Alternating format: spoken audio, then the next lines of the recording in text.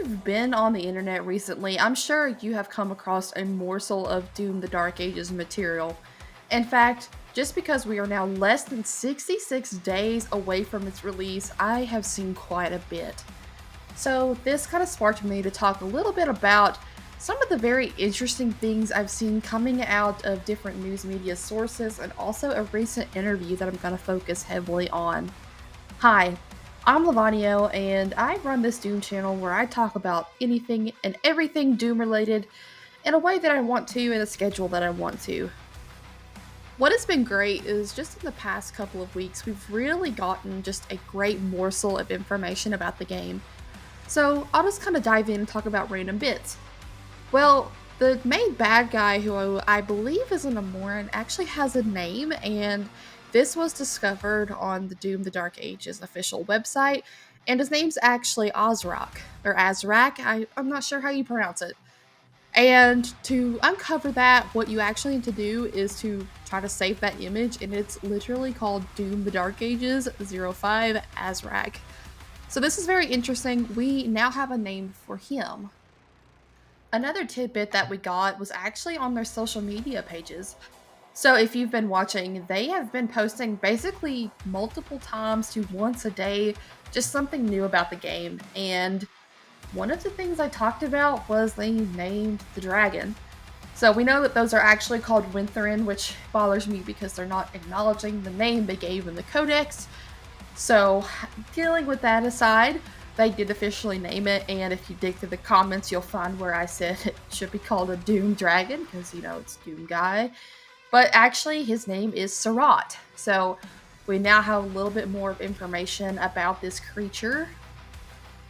Now, mind you, since that developer direct, they have been releasing all kinds of information. It's very nuanced, but it's there. One thing I found very interesting is we've actually gotten some levels and level designs and concept art. And I think that's very important to dive into right now. So let's talk about that just for a second. Our first little glimpse of the world we'll be entering on May 15th comes in the form of the Kalem City Street, or Kalem, or not sure how it will be pronounced.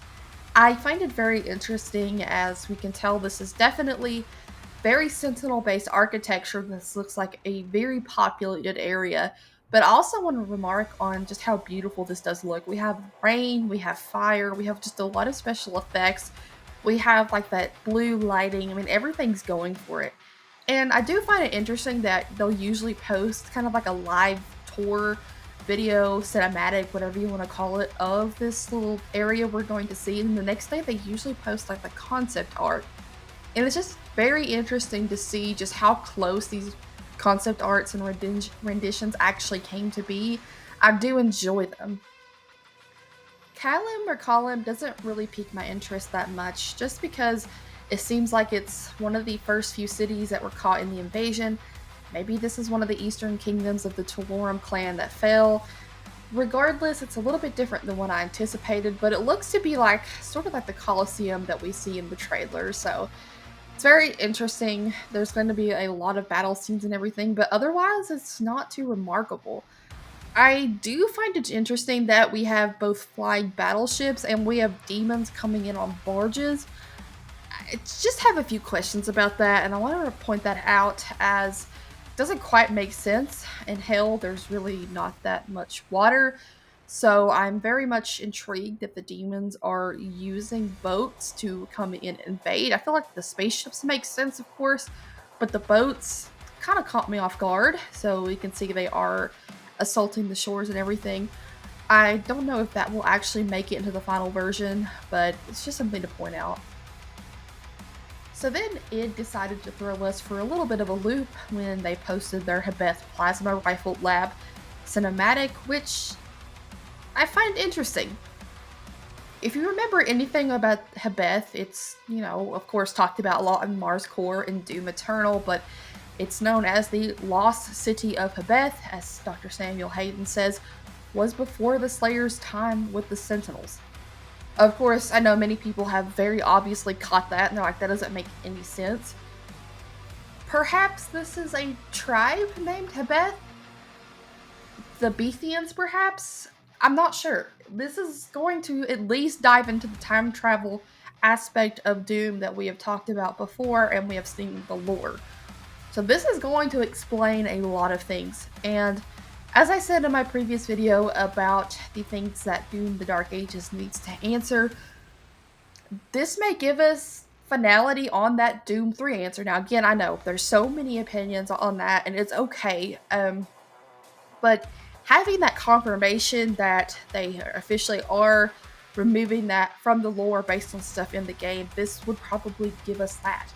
If we saw those lithographs and everything that showcase the man wielding the soul cube, then we'll have like a final answer. But this will definitely at least prove to us the traveling through ages and time and give us an idea of that. Now, I'm not sure if perhaps Hebeth was the name of the planet of Mars. That could be a plausible theory. I also find it interesting that we named the new plasma rifle the Accelerator, but here they've called it the Plasma Rifle Lab. So there's a lot to unpack, and this one has honestly made me think about it quite a bit. And you can tell there's very much a UAC component to these environments. It reminds you of the UAC and of course the Fortress of Doom, which is based on that similar architecture. So there's a lot to unpack, and I don't know how this is going to fit into the story yet, but this is going to answer a lot of lore questions. It already has in its own way, but it is important to point out. So I'm a little bit disheartened that they already kind of posted this huge, kind of weird little Easter egg thing so early, but I am excited to see it, and I can't wait to actually get a better understanding of the timeline.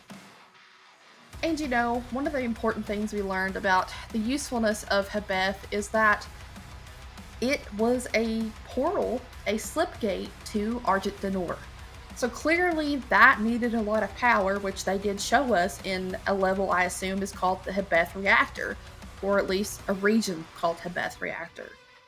It's just very interesting because, you know, we have that signature color of Mars. It looks like the surface. And when they show the video through here, we can definitely see some demonic invasion points, such as the giant tentacles and everything. But it is really interesting to see that it took a large power infrastructure to actually create that slipgate. And then, of course, you know, the Doomslayer shoots a hole into the surface of Mars and then covers the slipgate. And I just find it interesting that it was actually able to be powered. So it's just a lot to think about because obviously the BFG is a great user of energy, but it seems like it was also able to power it somehow. But it's just interesting to again see Hebeth. I think it's kind of thrown everybody for a loop a little bit because we're like, whoa, we were told Hebeth was before the Slayer. But honestly, we're not sure. Maybe this will be the early part of the game. Maybe we're going to see the Slayer before he gets imbued with the Divinity Machine. Maybe Samuel Hayden just didn't know and it's just a retcon. I don't know. It's going to be a lot to think about with how Hebeth fits into this, and I really think we're just going to have to wait until it comes out. And now I want to talk about the article that did kind of inspire me to go over some of these things. And if I go over to PC Gamer, there's an article by Ted Litchfield that was published on March 9th that I've been reading a lot over and over again because I just find it very interesting. And so the title of this article reads, Doom the Dark Ages won't end with the Slayer in a coffin waiting for the start of Doom 2016. Okay, let's talk about this a little bit deeper. When Doom the Dark Ages was announced, we were told like one premise. This would follow the Slayer's Testament. So then we assumed it would start with in the first age, in the first battle, when the shadows first lengthened, one stood. And then I anticipated it would end with the mark of the Doomslayer was burned upon his crypt, a warning to all of hell that the terror within must never be freed. There he lies still and evermore in silent suffering. But it seems like it has said no. We're going to follow the basic 1 through 6, but we're not finishing at 7. And I find that interesting because Hugo Martin said that would mean that we couldn't tell any more medieval stories. Now, I have been thinking about this for the past few days because it's very interesting that they say it like that. What do they mean truthfully by the medieval stories, and why would they even want to do this? I'm going to speculate a little bit just because I don't have a for sure explanation, but I think it has to do with a modern identity. So, when we think about the truest sense of medieval, I don't think that's what they're going for. Like, we're obviously not knights in shining armor. I think they mean that they want to focus more on the Sentinels and Argent Denor. But why? Doom has traditionally been about this one angry man against a horde of demons, usually situated somewhere around Earth and Mars. And that catalyst has traditionally been the UAC that kind of propels the demon invasion. But see, that's older Doom, as we like to say. It's classic Doom. This is modern Doom, and I don't necessarily like that terminology. I think it's kind of just throws away the story of what was originally created. But I do think I might have a reason for it. I think the more and more we dive into the lore of the Doom universe, we struggle a bit to fit the UAC in a meaningful and impactful way. I mean, how many times can we tell the same story about a company full of greed experimenting with portal technology or demonic energy and it'd be interesting and new? I think at this point, they've really wore that concept out. But that was something that they didn't even originally create. The original founders of id did. So how do they create something new and fresh that's really exciting and draws in a new audience? And I think that's where this is coming from. In fact, the Sentinels and Argent Denor are a completely new concept, which I would say that the original Doom creators would actually enjoy, and maybe they would have came to that conclusion at some point in their own way, but it's something that the modern id team can really take credit for. And it is really interesting. There's not much else like it. I mean, there's other different Doom knockoffs and everything, but the identity that it's creating is completely unique in the marketplace. Sure, one angry man against something else can obviously be stretched out to different things, but when you put that in a setting like, oh yeah, and there's a lot of melee weapons and it's like knights and everything, it becomes a bit more interesting. But I do think it becomes a bit more about identity because now they don't have the constraints of the UAC. We don't have to worry about the original founder or the original experiments, the timelines, the government interactions they've had with UAC. Now we get to worry about whatever the heck they want because they can create Argent Denor in any way that they see fit. And I think that's really where Hugo Martin is coming from. Now, of course, there's a few counter arguments to that. I just find it interesting that they're willing to pivot on creating almost like an open-ended story, unlike what they did with Doom Eternal, which, spoilers ahead, they closed the book on that and locked the Slayer up at the Ingmar Sanctum. So it's interesting that they're willing to keep this very unique part of their own story open, and whenever or if it ever happens, if they ever choose to do a Doom Eternal sequel, we know that it is going to be a completely different world. But I like the idea that they're like wanting to explore the Sentinels a bit more. It's just interesting that I thought this was going to be the game that kind of opened and closed that whole segment, but apparently not, which means we could actually see a Doom the Dark Ages sequel before we see Doom Eternal, which is a bit terrifying. I know some folks are very concerned that they're going to be using this as an opportunity to milk the franchise, but I just don't think that's right now within id's grasp because they've already had to do some serious rebranding with changing how Doom Eternal functions and making it fresh. I think it's easier to speed things up, but it's much harder to slow things down in a meaningful way. And that has been difficult for it. As you can tell, this is not an easy genre to jump into and create something iconic. And you know, when you play so fast like you do in Eternal, finding a gameplay loop that actually works, that feels like classic Doom after moving so fast, I think is a pretty big triumph.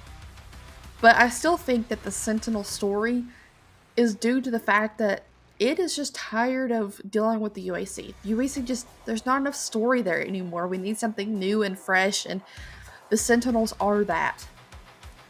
But what I do find very useful to the whole Doom story is the fact that leaving it open-ended means we can do a lot more world building. If we close the story of the Slayer, we can never know how he knows so much why he chose to destroy the father, which, you know, obviously in hindsight, we probably have a better idea now, but at the time it was definitely a big shock for a lot of people. But it is useful to know that, you know, there's a great opportunity to see more of the world than just what's in the game. It is just a little bit shaking considering we were told the premise, so we thought we knew the beginning and the end, but Doom is that way. They are known to surprise us, known to throw little things at us to change everything. So we'll see what it comes up with.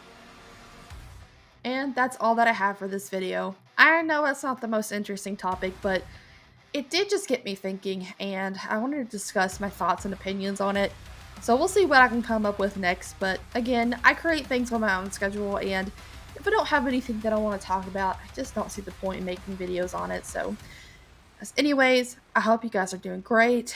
We are getting close to the finish line, so Ed, thank you for all your hard work. I know you are cooking up a banger, and hopefully game of the year, because this thing looks insane. Anyways, see you later. Karantuk. Against all the evil that hell can conjure, all the wickedness that mankind can produce, we send only you. Rip and tear until it is done.